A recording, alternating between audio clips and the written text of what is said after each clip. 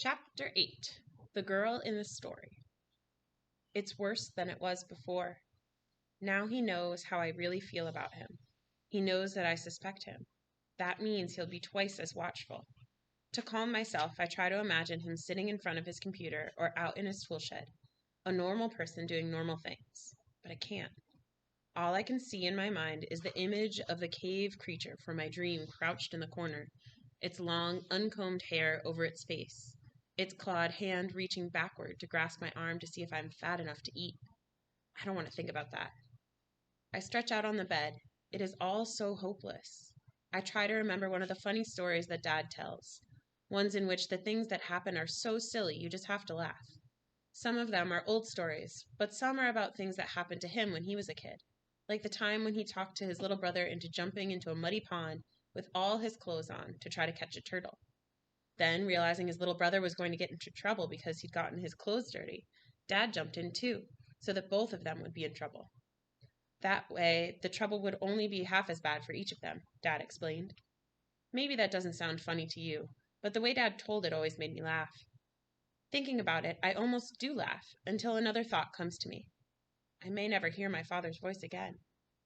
Then the little smile that had started to form on my face disappears. I am so sure that I won't be able to sleep that it surprises me when I realize I'm dreaming again. I am no longer in the room that has never been mine. Instead, I am standing in a forest. I know I haven't gotten there by sleepwalking. Even if the door had been left unlocked and I'd found my way out of the house, I could never have found a place like this in the waking world. The trees are so big, bigger than the redwoods in California that I've seen in pictures. There haven't been trees that big around here in central New York for 300 years or more. The trees are not the only clue that I'm somewhere other than the usual waking world. The two figures who stand in front of me make it more than clear that I'm back in that dream. One of them is the same rabbit I saw before. It's a snowshoe rabbit.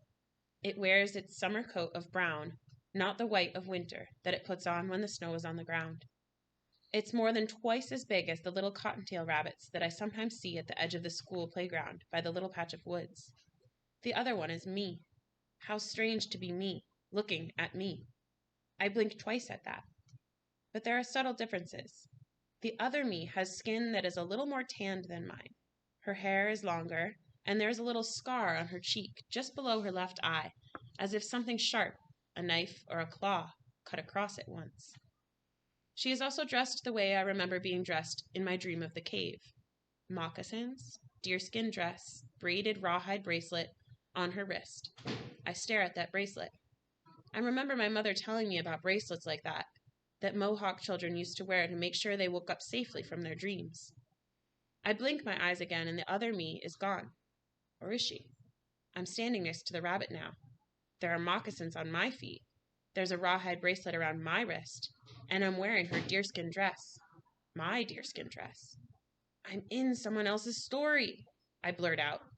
No, little sister, says a kind voice at my feet. It is not someone else's story. I look down at the rabbit. What? I say. This is your story now, the rabbit continues. But even though it is your story, you are not safe.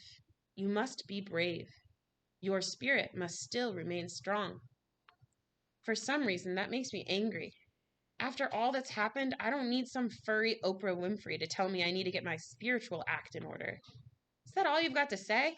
I ask the rabbit, clenching my fists. That I'm in trouble? Don't you think I know that?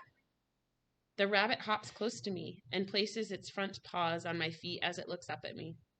Little sister, it says, I'm here to tell you something. What? I ask in a voice that is no longer angry, a voice that is small and halting.